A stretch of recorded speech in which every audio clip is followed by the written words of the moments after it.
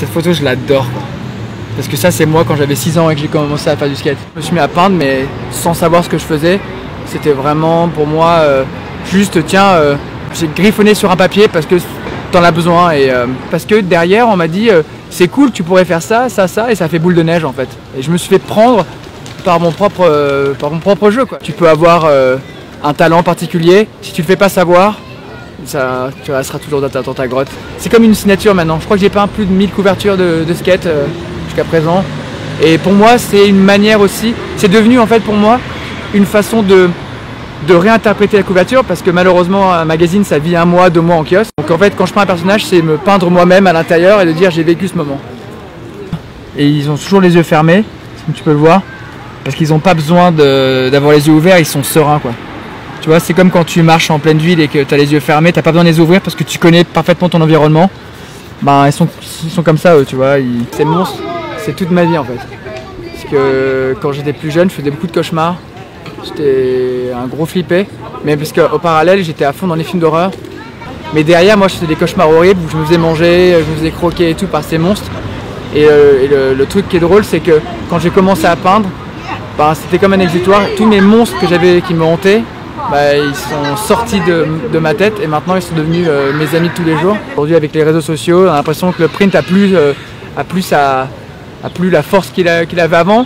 Mais, et du coup, bah, je suis allé poser la question justement aux personnes concernées, mais aussi je suis allé poser la question aux skateurs. Est-ce que pour toi, je vais leur dire, est-ce que pour toi, avoir une couverture, ça a du sens? Est-ce que pour toi, avoir un article dans un magazine papier, ça a du sens? Je suis allé voir les jeunes aussi, je suis allé voir la nouvelle génération, les kids, ceux qui n'ont jamais connu de magazine papier.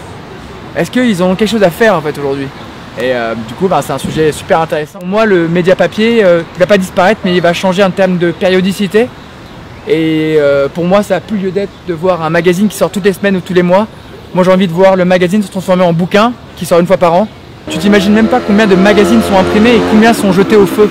Cette photo, je la trouve, elle me parle, quoi. Et quand je l'ai vue, instantanément, je savais qu'eux, ils allaient se pointer ici, quoi. Je sketch pas, c'est tout de suite, je sais ce qui va se passer dans la photo. Ça reste un univers fort et je pense que c'est très particulier dans le skateboard. Et ce moment de partage, tu l'as partout. Tu l'as au Canada, tu l'as en Afrique. Tu l'as au Japon, l'art, le skate et la musique. Voilà, c'est le triangle magique. J'ai vu tellement, enfin, je connais tellement de skateurs qui font de la musique, qui dessinent. Je sais pas, tu sais, c'est difficile à expliquer, quoi. J'ai l'impression que, tu vois, quand tu vas, moi, en tout cas, quand j'ai acheté ma première planche de skate, je m'en foutais de la marque, quoi, parce que je savais pas ce que c'était. Donc je suis rentré dans une boutique, j'ai été attiré par le dessin qu'il y avait sous la planche.